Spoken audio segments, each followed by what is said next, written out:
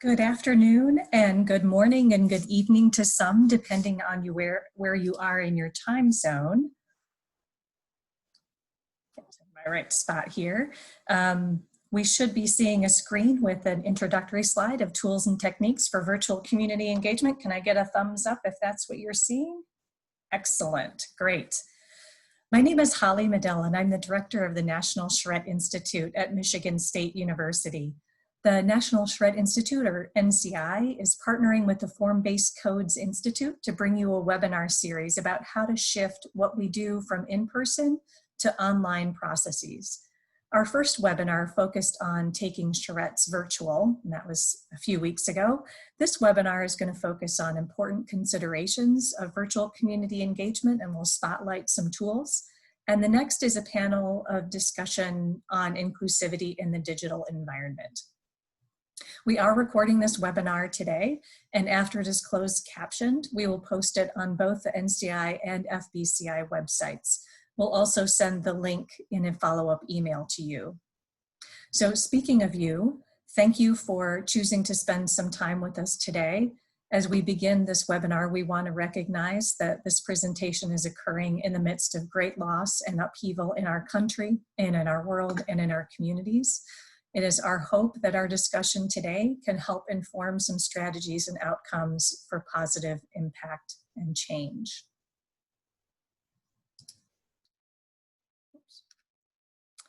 So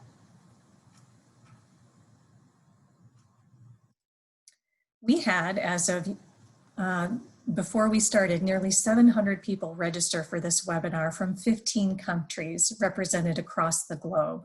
So hello from Michigan and the United States to Brazil, Canada, Ecuador, Germany, Greece, Israel, Italy, Mexico, Peru, Singapore, South Africa, Spain, the United Kingdom, and Venezuela. And hello to most of the states in the US as well.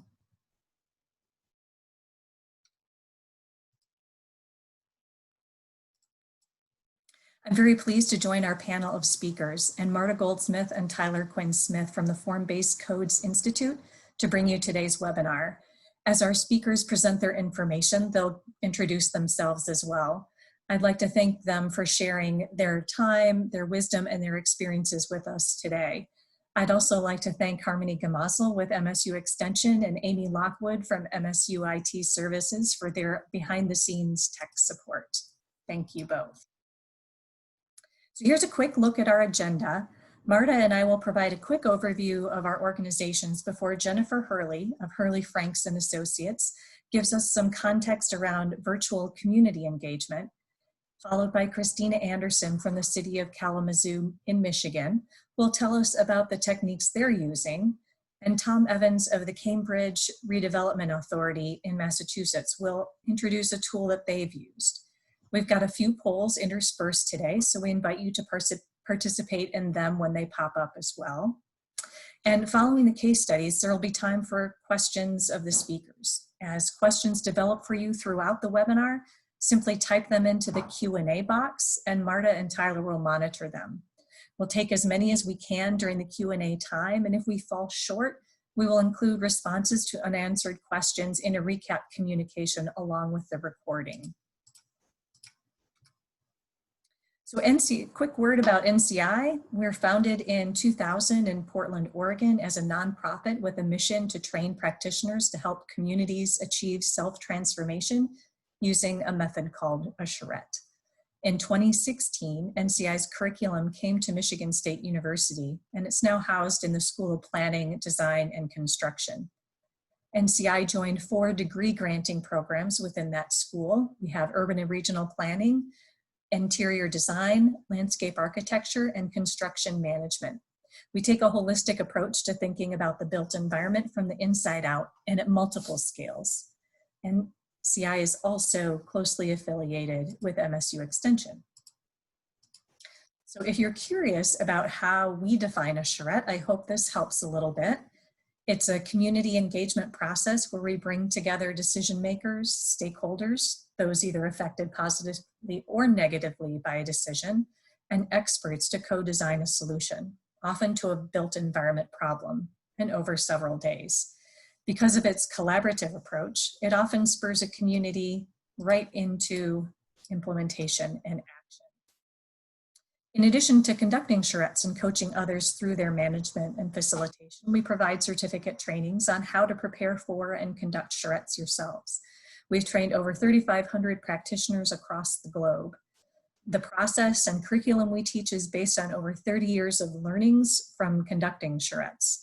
And our goal in training is to transfer that knowledge and insight to participants so that they learn from both the mistakes and victories of past charrettes.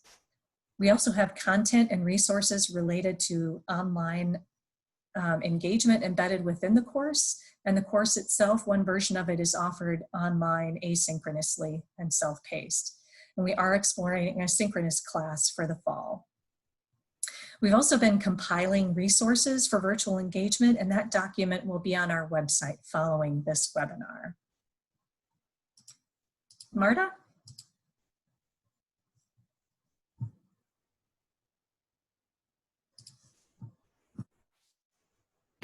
There we go. Thank you, Holly. And before we begin, I also, on behalf of Smart Growth America, want to take a minute to acknowledge the time we're in, that many people are hurting and fearful right now, and that our most urgent work for all of us is to protect the right for peaceful protest and to get immediate justice for families of the recently slain. We contribute to this fight as best we can, including supporting those organizations who've been working on this fight for many years. We'll also continue our work guided by our foundational belief here at Smart Growth America that everyone, no matter who they are or where they live, deserves to live in a community that is healthy, safe, and resilient. Our discussion today is rooted in the premise that everyone has both the right and an obligation to play their part in making that a reality. And as you can see, Smart Growth America, this is our North Star or our vision statement, and also our mission statement, that we work through technical assistance, advocacy, and thought leadership to realize our vision of livable places, healthy people, and shared prosperity. And today, more than ever, that is very, very important. Next slide. The Form-Based Codes Institute, which has been in existence for 15 years, 2.5 years ago became a program of Smart Growth America, dedicated to advancing the understanding of form-based codes in its role in creating livable places, healthy people, and shared prosperity. We provide information in webinars like this, education through our 3-class curriculum, and technical assistance through our Codes for Communities program to the planning and development community to understand form-based codes and to apply zoning that creates livable, livable places, healthy people, and shared prosperity. We also recognize and publicize exemplary form-based codes so that other communities can model their codes after them. And tomorrow, we will be announcing this year's winners of the Richard H. Driehaus Form-Based Code Award for 2 very different codes that are excellent examples that other communities can adopt and adapt. We also serve as a forum for discussion and advancing the codes and land use regulation as a framework, as a land use regulation framework for smart growth and development. And we're delighted that all of you have decided to join us today, and that particularly appreciative of our speakers. And now I'll turn it over to, Jennifer Hurley, who will talk about a framework for thinking about community engagement and virtual community engagement.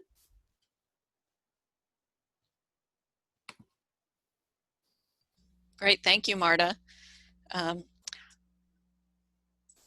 I don't know about the rest of you, but ever since the COVID shutdown started, I have been completely inundated with ads and emails and webinars about all kinds of community engagement tools online. So how do you pick which are the right ones for your specific project? Well, when I am designing a public involvement strategy for a specific project, there are really 6 questions I like to think about. First, what is your participation purpose? Who is going to participate? How complex is your situation? How do people participate? How many feedback loops? And what are your resources and limitations that you have to work within? So let's talk about that first question. Public involvement is a very broad concept, and it includes many, many different things. So we really need to get clarity for each project about what we're trying to accomplish in engaging with the public. Maybe you are trying to educate people about a topic or explain what the city is going to do on a particular project. Maybe you're trying to get information from people about the local area, concerns, their preferences, their values. Maybe you want groups of people to work together with you to generate ideas or imagine a vision collectively or evaluate specific options that you have defined. Those are all different purposes and they require different engagement tools. And some of these purposes are easy to achieve in a virtual environment and some are harder. Our next question is who is going to be engaged in the process? And there are different categories of stakeholders who need different things from the process. And so there are different tools to engage each of them. Decision makers need internal consensus building amongst themselves, and they need to have confidence that there will be political support for their decisions. In order for them to have that confidence, the process has to be effective for both key stakeholders and the general public. Now, key stakeholders are often the most important category of stakeholders in our participation processes and planning, sometimes also the most problematic. But these are people who are either directly affected by the project or who can influence the outcome of the project. And they need meaningful engagement that they can tell has an impact on the project. And that usually means interactive engagement through a series of feedback loops. And that kind is hard to do online, but we're getting better at it. Now, we all know that we're not going to reach most members of the broad general public, no matter how successful we are, but our processes need to include representation of all of the points of view in our communities. And it needs to be transparent enough that people can participate when they want to. And online tools are really great for broadening the outreach and for providing a place for materials to live so that people can catch up in a transparent way. Now, without targeted network-based outreach, you will usually only get the civically obsessed usual suspect frequent flyers. So what do I mean by targeted network-based outreach? People participate in a process because they either already care about an issue or because someone they know and trust asked them to get involved. So if we want to broaden who is participating in our planning projects, we have to reach those respected people that can connect with the people who are likely to be missing from our projects. I like to lead a project team through an interactive kind of workshop exercise where we brainstorm all of the stakeholders we can think of, both individuals and organizations, and then do some analysis of how engaged they already are and how important they are to the success of the project. And we end up with this top left quadrant of key stakeholders that are very crucial but are not engaged in the project. And we need to reach out to them directly, one-on-one. Now, I have a few slides here with some statistics trying to convince you about why this is really important. But I'm speaking to you today from Philadelphia, and we have just had 3 nights of curfews and police shooting tear gas into crowds of protesters. And I have spent my whole career trying to broaden public participation in planning and make it more inclusive and diverse. And it is not enough. We are not doing enough. And if we don't get better at doing this, our work as planners is being complicit in these deep inequities we're seeing in the world. So I'm going to leave the statistics to the recording and let you see those later, but I just think this kind of networked outreach is hard to do online, but it is absolutely crucial.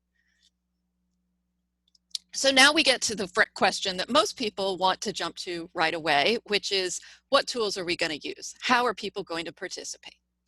Well, it depends. How complex is your situation? Do you have a routine decision that everybody kind of agrees on the values at stake, or is it a very value-based decision with lots of conflicts? Do you have a small group of homogenous stakeholders who are likely to agree with each other? Or do you have a really big group and you don't know how to reach all of them and they're very diverse? Are you at the beginning of the project where you need lots of creative energy, or are you towards the end where you need answers to very concrete, specific questions? And is the agency who's going to be implementing this, can they do it on their own, and does everyone trust them? Or are you working in a condition of mistrust, or you need really multi-party implementation? The more complex your situation, the more interactive and intensive your engagement process will need to be, and the more feedback loops you will need to have.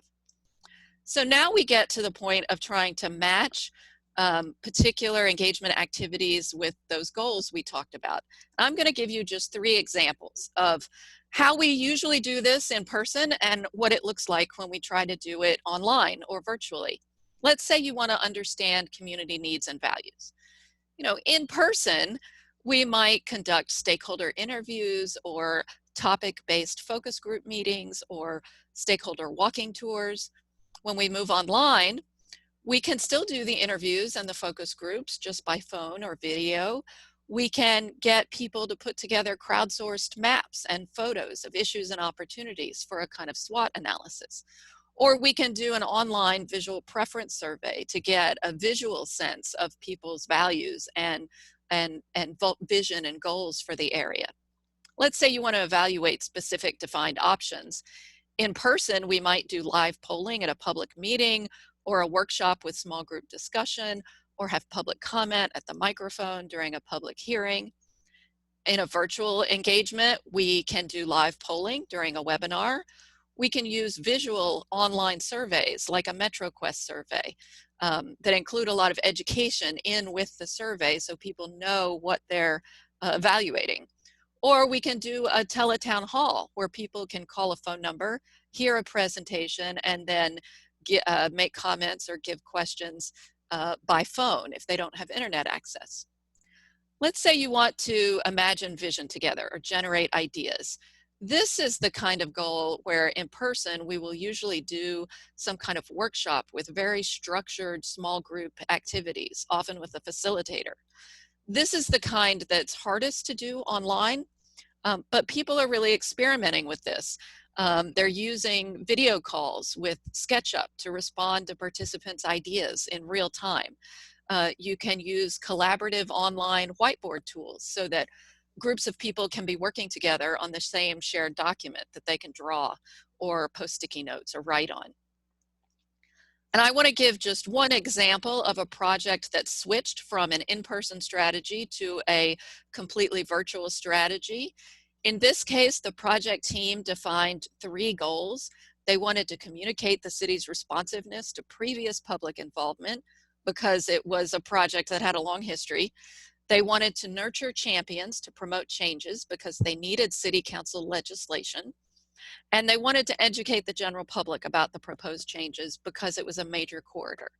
Now, because of these specific goals, the team focused on a strategy that was heavily invested in key stakeholder engagement. So there were several different kinds of small group meetings planned with the board leadership of civic and advocacy organizations, property owners, and the membership meetings of civic and business associations. To reach the general public, we planned some significant media outreach and a project website with all the materials. We also planned 2 large public meetings, which would be advertised to the public, but we all know that most of those meetings mostly attract engaged stakeholders. And then we had a series of briefings with decision makers so that we could make sure we were getting the kind of input we needed to build their confidence in the political support. Well, we were just about ready to launch when the shutdown hit, and the schedule meant that we could not wait until we could do meetings in person, so we had to switch to an all virtual strategy. So all of the small meetings continued just by phone or video call, so we could use screen share to all be looking at the same drawings. The larger association meetings continued as webinars. The biggest change came with the large public meetings. We talked about doing them as webinars, but didn't think we could get the kind of input that we needed that way. We didn't want to just give a presentation, we needed input. So we canceled the large public meetings and replaced them with a combination of a MetroQuest survey, an online survey to detail the 3 options under consideration and get input about them. And to really explain those options, we beefed up the website with 5 short videos to explain the project, each in 4 languages. And the city was kind of nervous about doing an all virtual strategy, and so they added a mailing to all of the properties within a certain distance of the corridor that had not been planned during the in-person strategy. So now we come to our last 2 framework questions. How many participation feedback loops do you have? Engagement through multiple feedback loops builds agreement, and more complex projects need more feedback loops. A feedback loop is where I say something, you hear me, you say something back to me, and then I have some sense of whether or not you understood me the first time or not. That's one feedback loop. It is harder to build trust and to build shared agreement, shared understanding across different stakeholder groups online than it is in person. So if you need to do that, you're probably going to need more feedback loops. And then finally, you have to think about your resources and limitations. We all know that doing public involvement, public engagement isn't free, and policymakers have limitations on their time and budget, and they only have certain skills and they don't know all the tools. So you have to design a program that works within what they can do. Online engagement and virtual engagement can really help with some of the barriers that participants face in terms of time and transportation and childcare, but we really have to be aware of some of the barriers to online access. Some demographic groups, almost 50% of the households have no home broadband. All household types, except those over the age of 65, are more likely to have mobile access at home than broadband. So it's really important to make our tools mobile accessible. But we also have to remember that virtual participation is almost entirely individual participation, meaning someone has to be able to use the tool on their own. If I am at a public open house and I'm standing next to a confusing map, I can explain it to people. If someone is looking at that same map on their smartphone, they don't have anybody to ask. So we really have to work much harder online at making our tools accessible to the 9% of people who have limited English, the 19% of adults who can't read a newspaper, and the 5% of the population that has some form of color blindness, not to mention other forms of limitations that we need to be thinking about. But I want to end with some short good news here. I had some statistics that I didn't tell you about why people don't come to public meetings. It's mostly because they don't hear about them or they can't come because the timing prevents them. Virtual engagement can really make a big difference with that. And back to our corridor example, the city expected 150 people to come to each of those big public meetings. And they were nervous about this online only engagement. And so they set the target a little higher. They said, we have to have at least 400 surveys back. And really, we want 400 in each of our 2 target zip codes. Well, they blew way past those targets in a very short amount of time. And I can see from this that we have reached many more people with this online strategy than we ever would have reached with our in-person strategy. So with that happy news, we'll launch our first poll, and then Christina will tell you what they're doing in Kalamazoo. So if you have used virtual community engagement tools before, what have you used them for?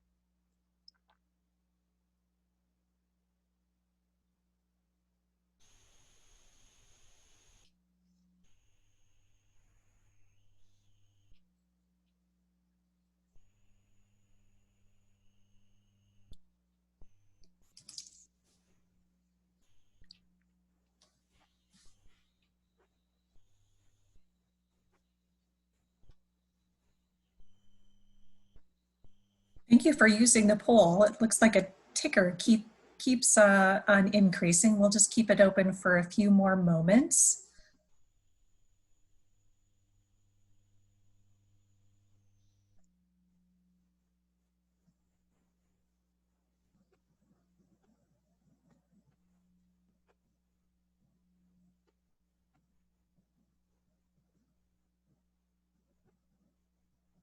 Great, thank you. So in the interest of time, if you want to get the last few poll responses in there before we end it, and then we'll switch over, and Christina, you can start. Just a note on, share those results for you, that you can see the responses there. As we shift into the different, as Christina begins her presentation, you can just close that screen to go back to her presentation. Okay, thank you. So thanks everyone for joining us today. My name is Christina Anderson, and I am the city planner for Kalamazoo, Michigan. For those of you, there we go. For those of you who aren't familiar with Kalamazoo, Kalamazoo is a mid-sized city in great state of Michigan. We have 3 colleges, institutions of higher education. We're about halfway between Detroit and Chicago, and we're home of the Kalamazoo Promise, which is set up through anonymous donors that allows graduates of Kalamazoo public school system to go to college in the state of Michigan, most institutions, for free. So it's pretty special for us. In 2015, we started updating our master plan. And at this is a really important time for Kalamazoo, because this is where we started to really think about engagement differently. And it wasn't just a shift in numbers, although, you know, our activities and our willingness to kind of think outside the box certainly did shift us. Our prior master plan had 400 voices that shaped the plan, and the one that was ultimately approved in 2017 had over 4,000. It wasn't just about the numbers. This shift represented a conversation with our community. It represented, building trust and leading to action in a way that we did not have with our community in the past. Now, when we did our master plan, the 2015 update version, we had about a $25,000 budget, which for those of you who have done master plans in the last 15 years or more, you know that that's a pretty low budget. So we really had to be very creative and a little bit scrappy to do that with that amount of money and do something that was truly authentic and represented our community needs and vision. So we had to think about it in a different way, but there's some things that were givens, right? So whatever we did, we had to make sure that it was the utmost transparency, that we were being as inclusive as possible. And in order to meet those goals with those activities, we had to think about, what does this meeting or activity need to be effective? And back when we were doing things in person, that meant, did we need childcare? Did we need to avoid a day because it didn't work in this neighborhood? People would never come out. And we always had the belief that no comment was ever left behind. So at every activity, we always held space for comments and discussions that came up that weren't necessarily tied to the topic, but to make sure that we provided space to take those so they could be acted upon and discussed at a later date. The only way we were able to do that before with a limited budget was with a plan, a public participation plan. One that included many of the matrices and thought processes that Jennifer just talked about. Who are you engaging? what level of impact and geography are you impacting, and then picking your right tools. And now that's become even more critical when we are operating in a very different world. And so what I'm going to talk about are some things that Kalamazoo has done, kind of keeping in mind with our goals of maximizing transparency, being as inclusive as possible, and also really thinking about our budget. So there are things that we have started to do in this time that maybe we did previously as an add-on to our in-person activities, but have now become the focus. And some of these things have no extra cost or very little extra cost. So we stream our meetings now over a YouTube channel, and we use the comment box, for better or for worse, as one of our tools for collecting comments, as well as having a phone number that you can call in and emailing. Our projects that were underway, much like Jennifer talked about, we kind of had to shift gears, right? And so we put presentations online, and we recorded audio for those presentations. We translated them into Spanish for our community. In some cases, we created a video of commissioners and some nonprofits actually giving the presentation kind of as a video to watch rather than watching a screen.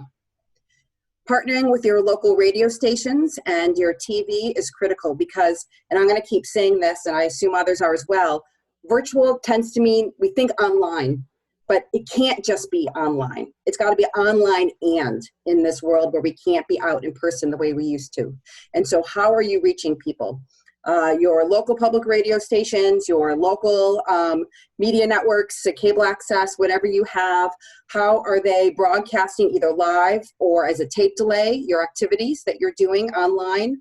How are you using them to spread the word? So with some amount of money behind it, making sure that you have the best website that you can have. Making sure that that is the place and everybody knows that they go to that website for all the information on all projects. It's where they can engage. It's where they can find out information and timelines and lead points of contacts.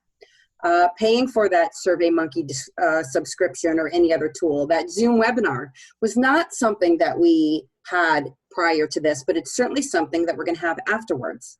Because, as we've already heard, the amount of additional people that we are reaching by also having this online tool, right now it's our only tool, but having that plus all of our in-person activities is going to be, just making everything a bit more robust. We did a town hall on marijuana, of all topics, over the last couple months, and had 200 folks just streaming through our, watching the Zoom webinar through our Facebook Live and YouTube channels each. So that was far more than we would have gotten in person at a meeting.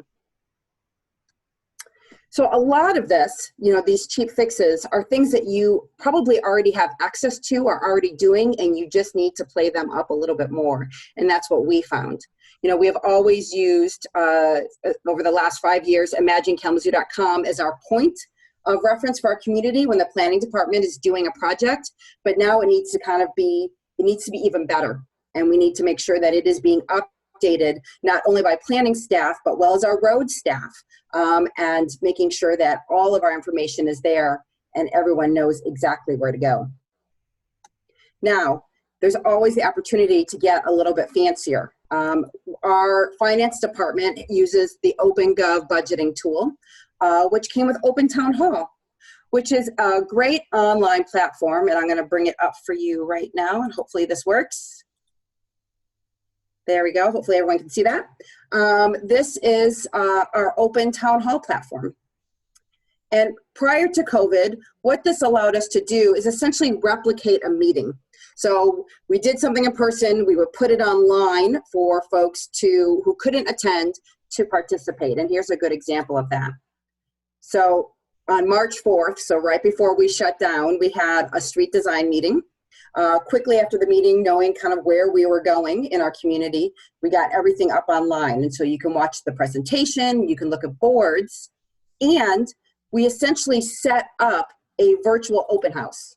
When we had the meeting live, it was an open house. You could walk around the room and visit different boards that looked like this.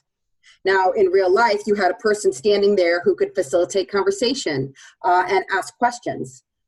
Using a tool like Open Town Hall, you can essentially replicate that. What do you need to consider when you're looking at this board? And then you can pin your comments right to it, which is great. And you can see everybody else's comments and respond to those. So it's a great opportunity and a tool that we may not have realized, except that our finance department had done this for their interactive budgeting needs. The other thing that's great about this is that you can see here we did 2 activities that would be map related. So where do we need a street tree? And we asked our community in the past to pin on a map where the street tree would go with a comment. Used to be there, we've never had one there, that kind of information. And this is going to be critical to us as in Kalamazoo, we're about to start a downtown zoning initiative. And we can't wait for things to be back to whatever normal means in order to do that work. So let's see if I can get back to my PowerPoint here. There we go.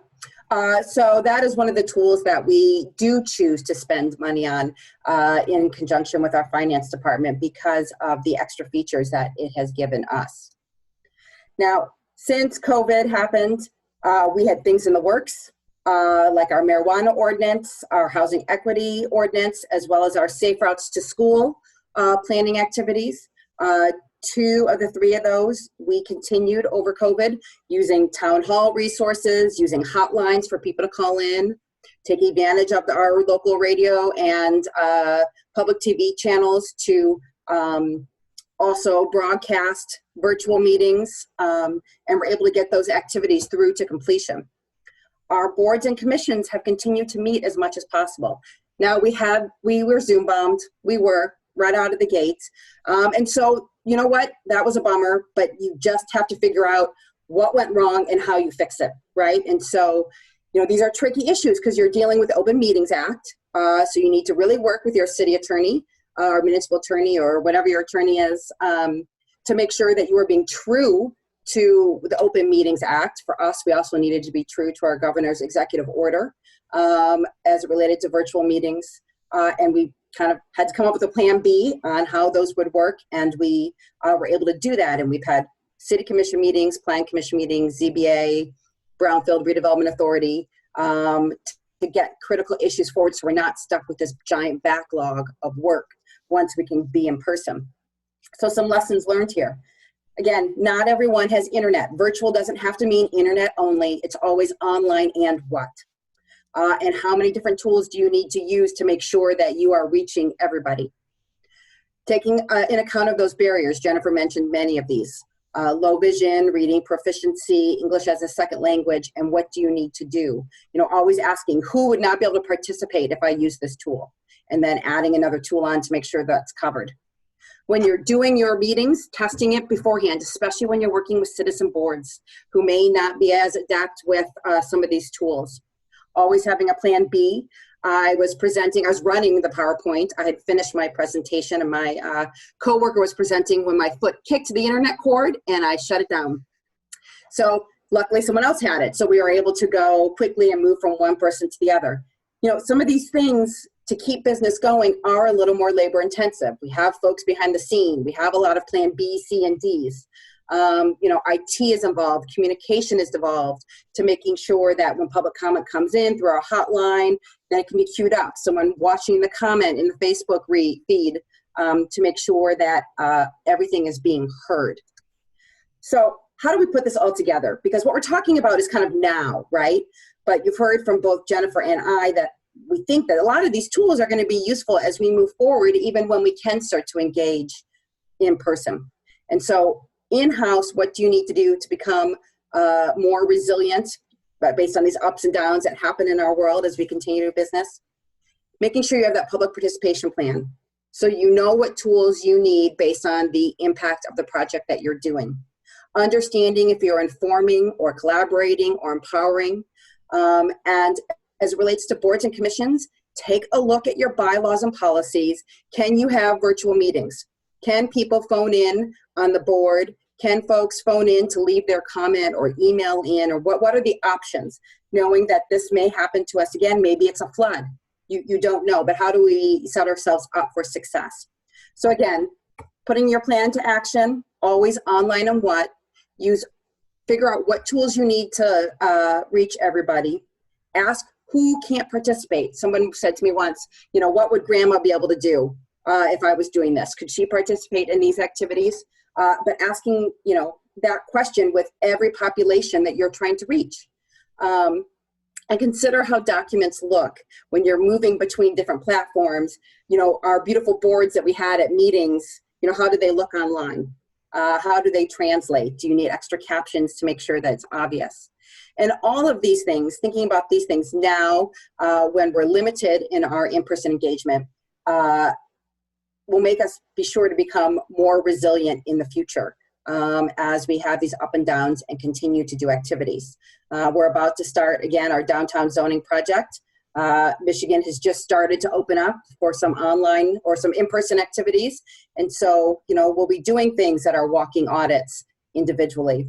You can do it on a piece of paper. You can do it on your phone. You can do it from the comfort of your couch and Google Maps to walk through the area, and as many things in between. So thank you. I think I went through that pretty quickly, but what I'm going to do now is turn it over to Tom. But first, we're going to have poll question number 2.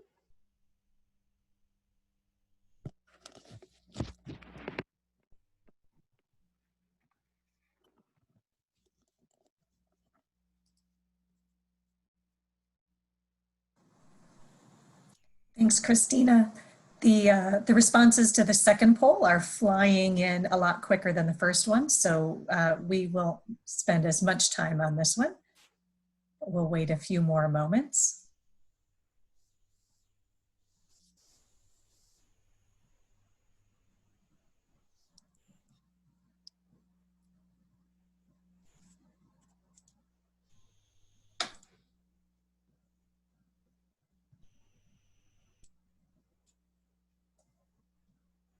Few more seconds to get a few more responses in. I'm trying to get us to 75% polled here.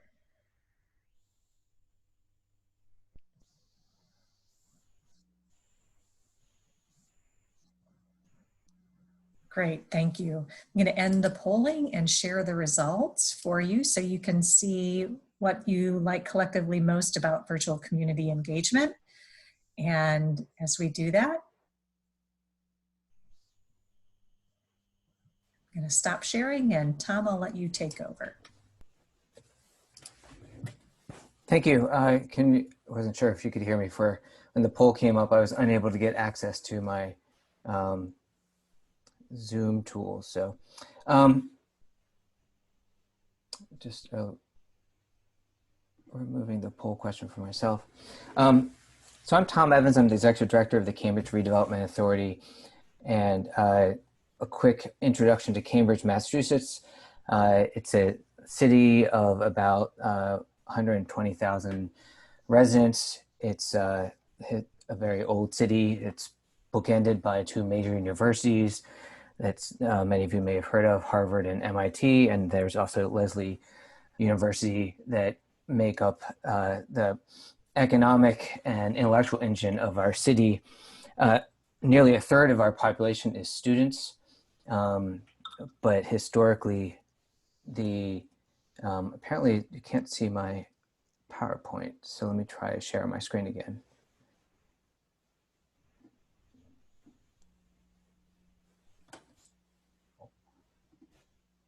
Is that working now?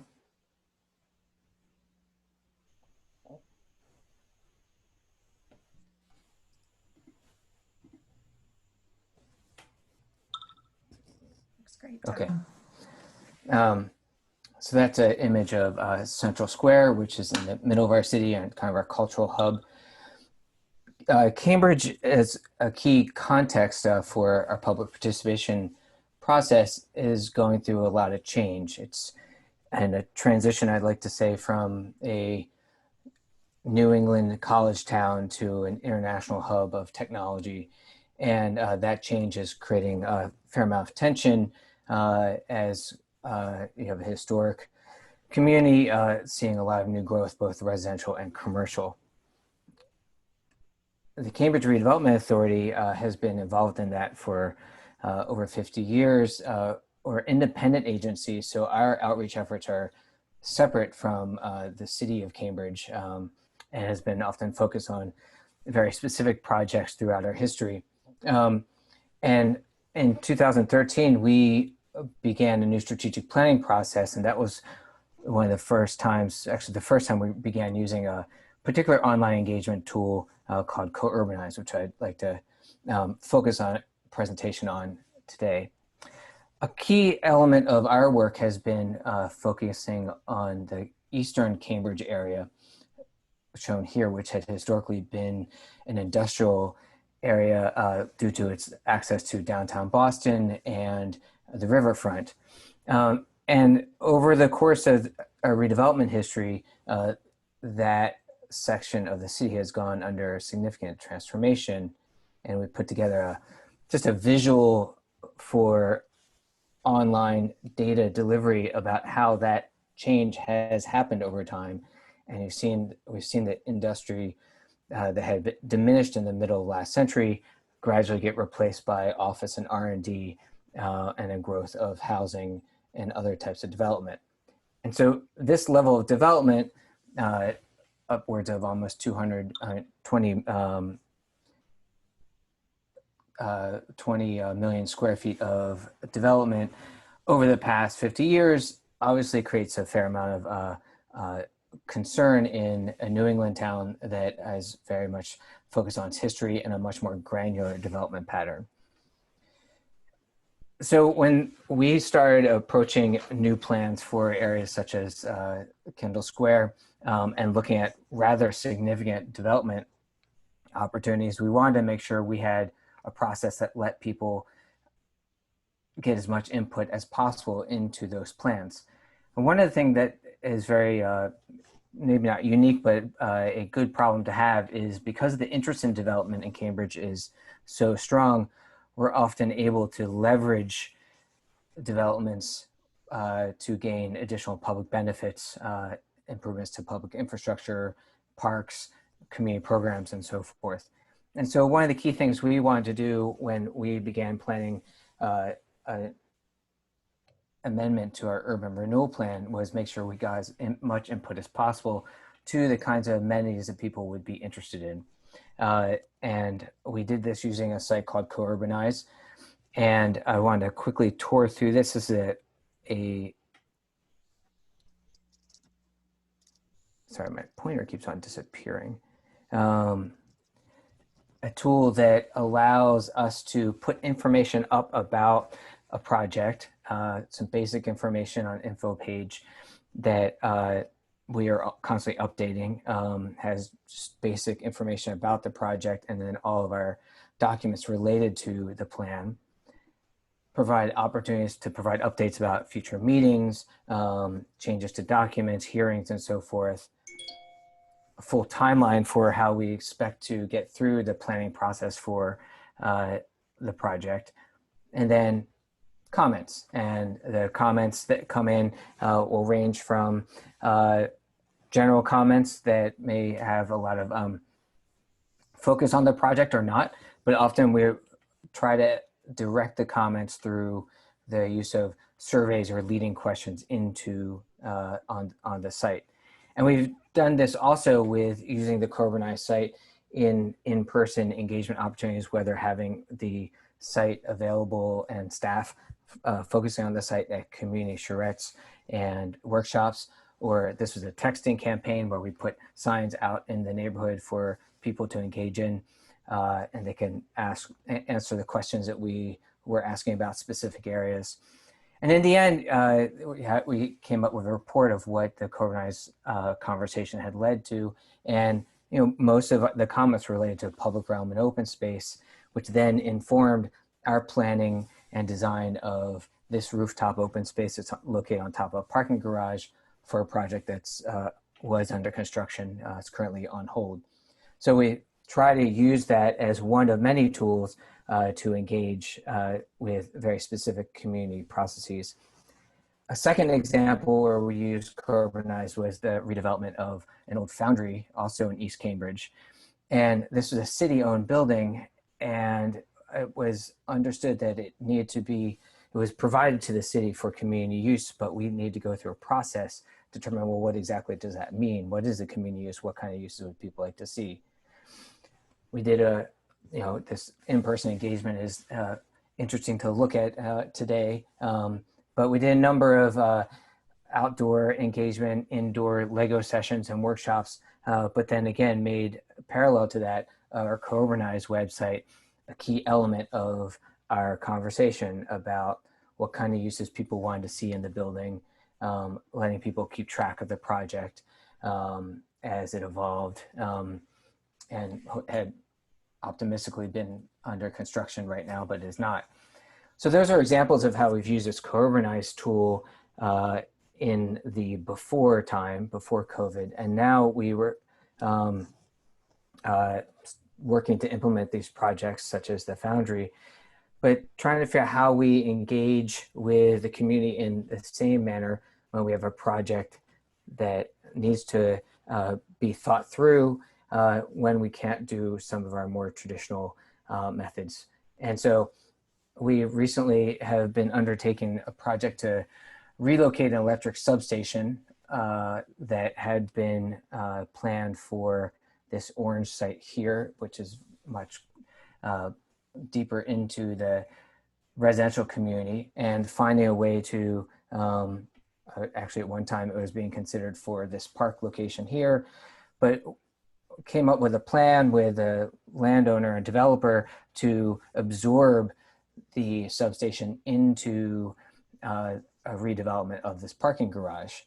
And so this project, which we feel like has a significant number of public benefits, does require us to engage with the community right now, because we have to go through a process to site the electrical substation that has a long state regulatory process.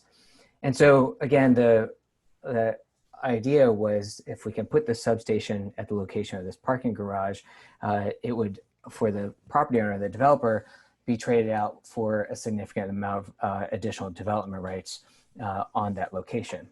And so we again engaged in a co-urbanized site as a tool to work with us. And this, because it's active, actually has the ability for us to look at the dashboard. So when I open it up, it tells us about how many people are engaging in it, what kind of activity, reply rate we're getting on the project, and gives us feedback on how well we're doing as far as responding to people's comments. And that's been a key thing, is to make sure that the comments are seen as an opportunity for us to be responsive. And so if we ask surveys about what people want in the open space or what people want in the future retail, that we're providing feedback so they know that we're engaged in listening to that. This process has an aggressive timeline in order to get to the proposal for the new substation location, but we lack the ability to run this in companion with more traditional engagement processes. And so as we've been reflecting on our use of the co-urbanized tool, and I previously talked about co-urbanized as a tool, the lessons we have found is that it works really well for focused project site discussions at one place where people in the community know they can go to find out information and discuss elements of the project with the project team. But it was most successful when it was connected to other outreach strategies, whether it's texting campaigns, whether they were in-person intercept surveys, meetings, and so forth, using mapping tools and other kinds of engagement, both online and in person.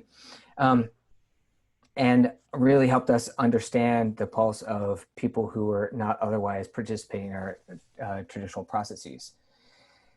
This obviously is a little bit more difficult now that we're in a place where we're doing online meetings and trying to do virtual surveys. And to date, we have not seen the same level of engagement to our co-urbanized site as we had had in some of the previous projects. And I think partly it's because we have not been able to have as much of the companion work. I'd say two other lessons that we have from doing this particular tool is that it is not necessarily the strongest way to put information out there. It's designed as a tool that's pretty easy to use as staff and engage with, whether it's on phone or laptop, but doesn't necessarily provide a sophisticated level of information delivery as one might have for other tools. So for example, we've used Esri Story Map as a way to present data about our planning efforts around transit and transportation in the Kendall Square area. And I feel like this has been a much more dynamic way to put data out there, but does not provide as good an input strategy as the Co-Urbanized site does. The other lesson that we've had from the Co-Urbanized, and this is true of all community engagement, is that it doesn't necessarily mean we have a simple resolution of conflict in the community. And so this other project here, 40 Thorndike, which was the redevelopment of an old courthouse, had a Co-Urbanized site, had all sorts of community meetings. But in the end, actually, people are so conflicted about this project in the community that the Co-Urbanized tool ended up not getting used that much at all. It was one of many efforts that the developer had been wanting to use to engage with the process. But if there's a challenging, unretractable conflict about the future of a site, the participation process in the end did not ever resolve, and actually in some ways from an outside observer standpoint, even kind of fueled division in the community. And that was a challenge that we found, I think, in the online engagement tool, which meant that people quickly got in their corners and didn't necessarily have a full conversation about the benefits or merits of a project or their concerns. Co-Urbanized does set it up so that there is some filtering of language to some extent, and they will also give us data about kind of the tone of feedback that we've heard through the process. But again, I think it because it's just this call and response process, hasn't necessarily allowed really challenging projects to get through clear resolution. So projects like that still end up in court for many years. So that is the end of my quick introduction to Co-Urbanized. I think based on time, we'll not be engaging in another survey. I will just turn to Marta Goldsmith to handle our Q&A session. Thank you, Tom, and Christina, both for your excellent presentations. And we have had some lively back and forth, both in the chat and the Q&A functions. I wanted to mention, because I think it will respond to some of the questions before I get started, is that for those of you who joined us a little bit late, this webinar is being recorded. There are many questions about accessibility and inclusion. This presentation, before we publish it, will be both closed captioned, and we will be preparing a transcript.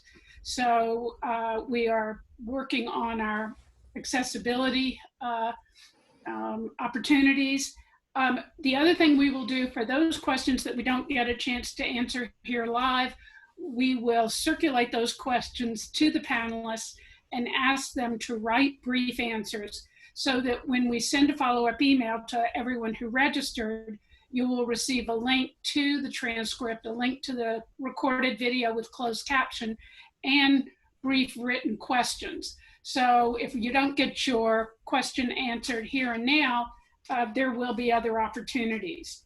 And then finally, before I field some questions, I just wanted to mention that we do have our next webinar is Tuesday, June 16th, 2 to 3:15 Eastern, and that will be a panel discussion on how to strategies and techniques and issues around equitable inclusion in virtual community engagement. And those have been questions along those lines came up a lot in our first webinar and again today. So I think that'll be a great opportunity to have a panel discussion about that. So I wanted to go back. We've had some questions just to touch on for the speakers about accessibility. And we had a series of questions about Title VI and ADA compliance, and whether any of you have a sense of how many or whether or which of these platforms are compliant with ADA and Title VI, and are there any in particular? How are they compliant if you're aware of them? And can you direct our participants to some compliant platforms? Jennifer, do you want to start? I'll just say that this is an evolving issue for me and something I'm still learning about. And I just this weekend learned that Google Sites and Google Forms are not compliant for screen readers. And so they're not good. They're free. They're great free tools for a community that doesn't have any resources to spend on engagement, but then they don't support screen readers. So I think when you're using a tool, all of them are different, and you have to investigate what the strengths and weaknesses of them are. And your program is probably going to have to use more than one tool to reach your whole community. I think Christina had some ideas about this too. Yeah, Christina? Right. So Jennifer and I were talking about this before the webinar started, and I quickly jotted down that immediately when I get off, I need to double check with our disability network in Kalamazoo to have them go back and check some of our online things, particularly with some of our open town hall, because I hadn't heard that we were having issues, but maybe because I wasn't asking the right questions.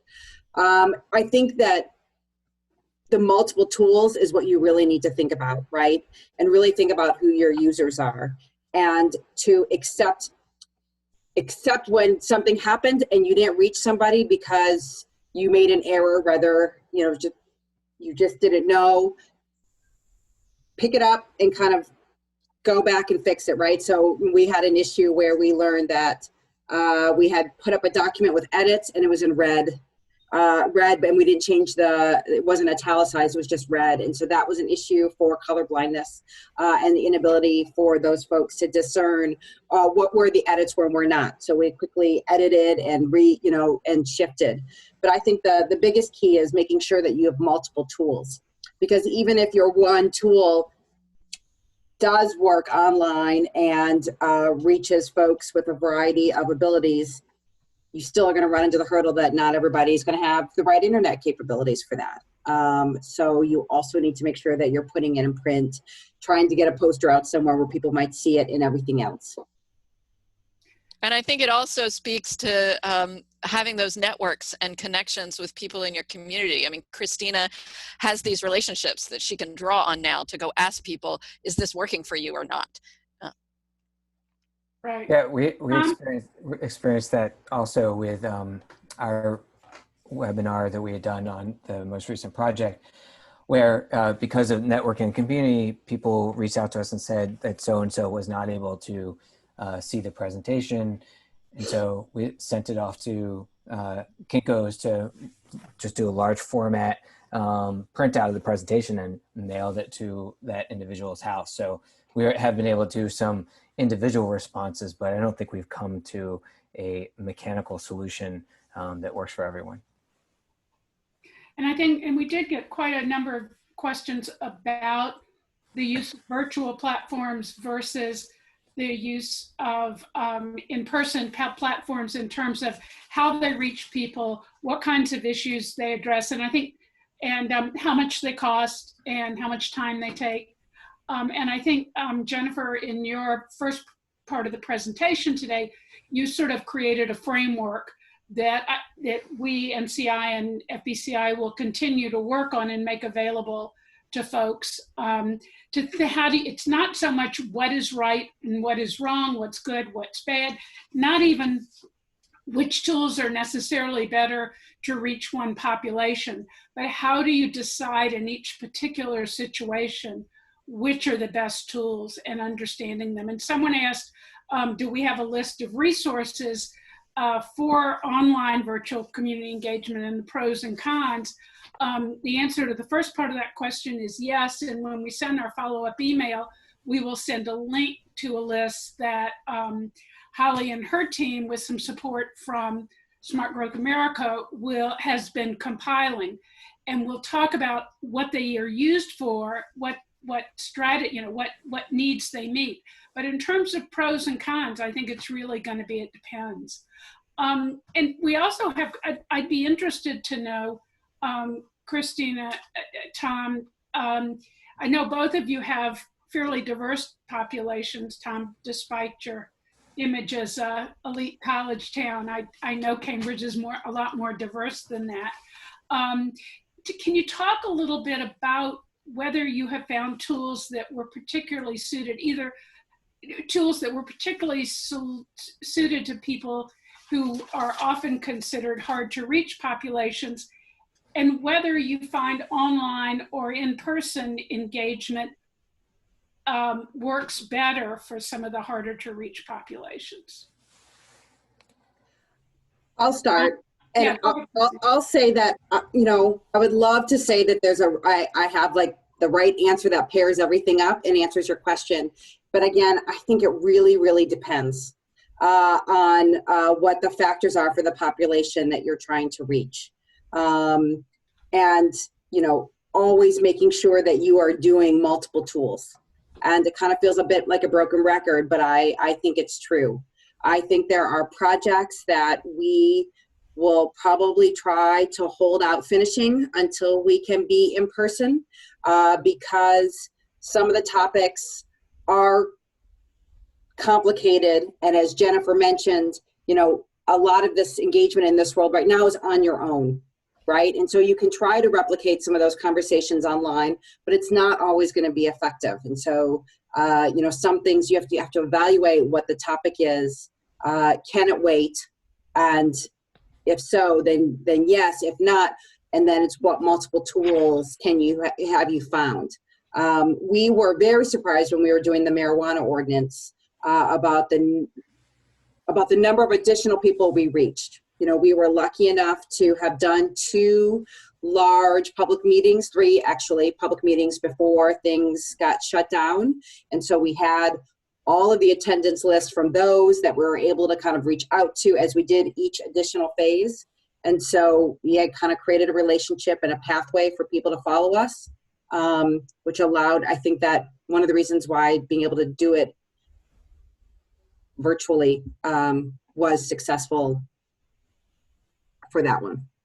Right. Tom? Yeah, I certainly would agree that having the established pathways of communication makes the online engagement a little bit easier, both with the community and also with other stakeholders, project partners, and so forth.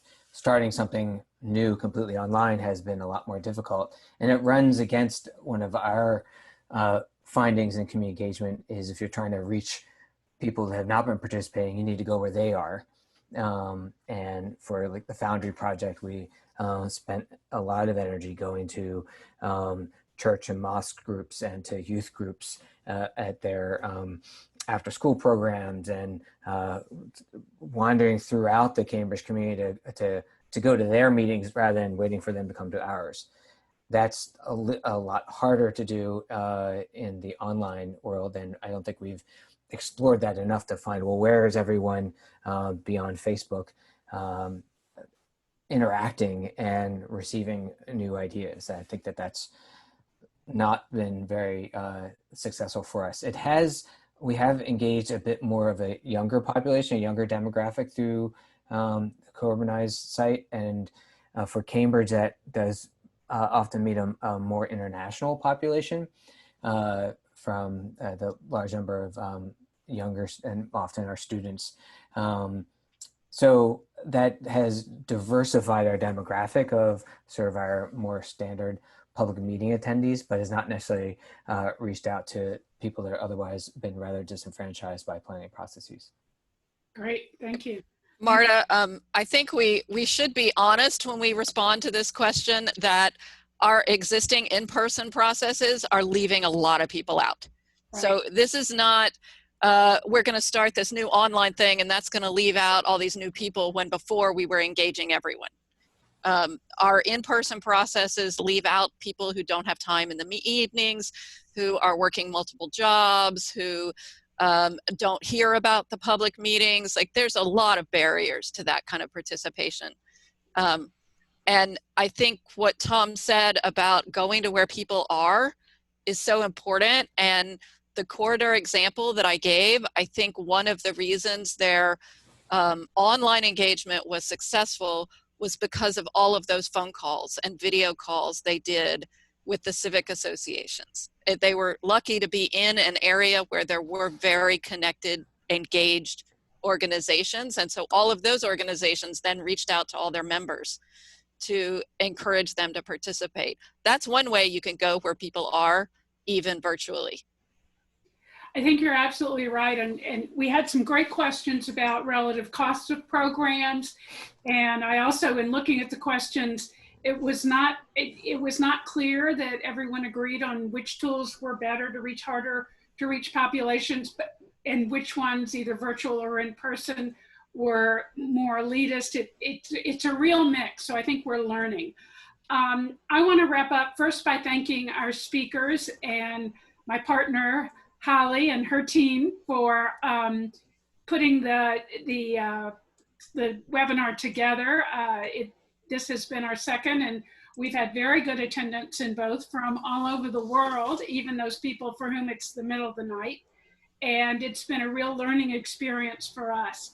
And I do hope you'll all join us for our next webinar. Holly just sent out the link that you can register for. And we will be back in touch with you within 2 weeks with answers to the rest of your questions and links to this webinar. So thank you very much for joining us, and be safe and healthy. Thanks a lot. Bye-bye. Thanks, everybody. Bye. Thank you. So